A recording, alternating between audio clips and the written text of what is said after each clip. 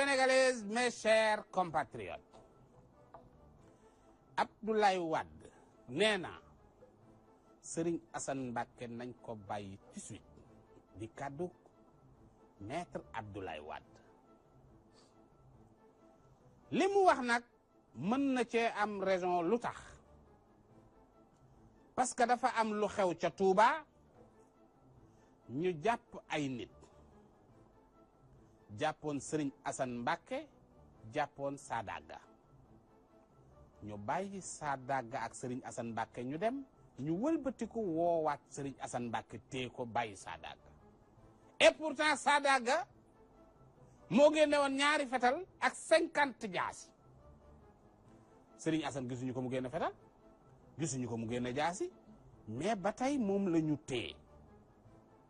bu dee yee fitna moom la ñuy wax kay xanaa ka génne fetal ya ak jaasi ya kooku kenn gënu koo jekk ci yee fitna et pourtant mi ngi daagu ci mbedd Tuubaa yi fu ko neex dem loolu nag dafa mel ne làqu doom duma doom te loolu baaxul ci am réew ndaxte bu fekkente ni dañ laa dénk nguur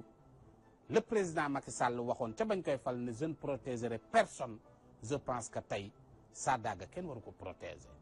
te loolu nekk na loo xamante ni bi dafa mel ni injustice la bu am ci mbir mi